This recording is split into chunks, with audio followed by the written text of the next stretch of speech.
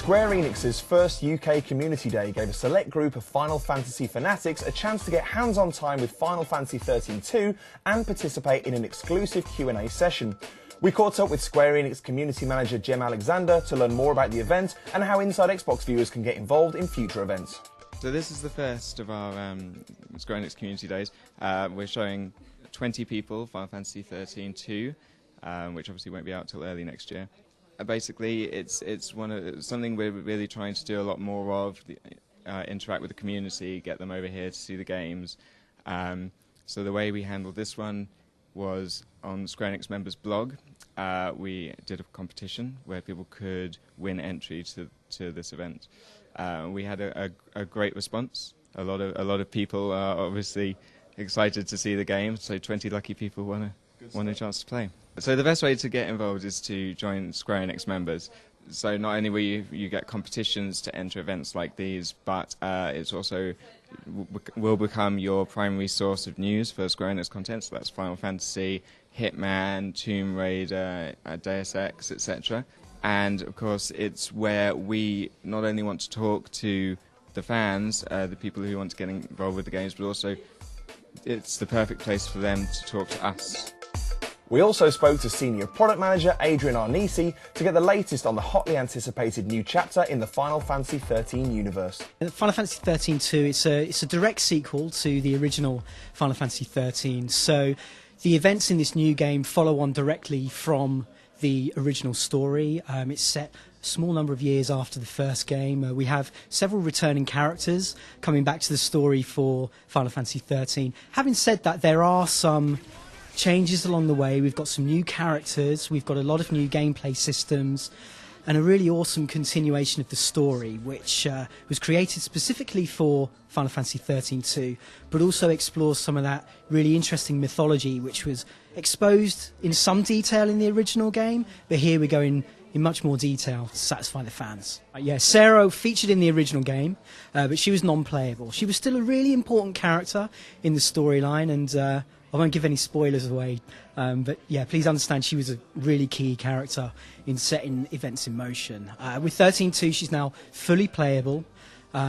It's much more a kind of personal story for Sarah this time around. Lightning has gone missing, presumed dead, and Sarah really wants to find out what's going on and to ultimately, hopefully, reunite with her sister. Noel is a new guy who we announced at E3 via the new trailer and the new code that we showed on the E3 booth. He is a pretty upbeat, energetic kind of guy. He's also a dab hand with melee combat, and he's got not just one sword but two swords strapped to his back, which he carries around with him on the adventure. He uses those to pretty awesome effect with a dual wielding style. He's also, whilst he's quite upbeat, he's also endured some hardship, which is reflected throughout the course of the story, again without giving away too many spoilers just yet. A new feature of the battle system involves what we call mod clock, or you may call it a kind of battle clock. Before the battles occur, you'll be greeted with a clock featuring a needle which will move. It's up to the player to really stop that needle on the clock at a time, which gives them a beneficial status that they can use in the combat. And so it's another way for the character, and the player rather, to interact with the battle system and get some cool rewards out of it as well. Well, one of the key new features for the battle system of XIII-2, which wasn't in the original game, is the ability to recruit monsters that you encounter in the field. There's over 150 monsters that you can collect and add to your party, and they all have different strengths, capabilities, weaknesses, and special moves as well.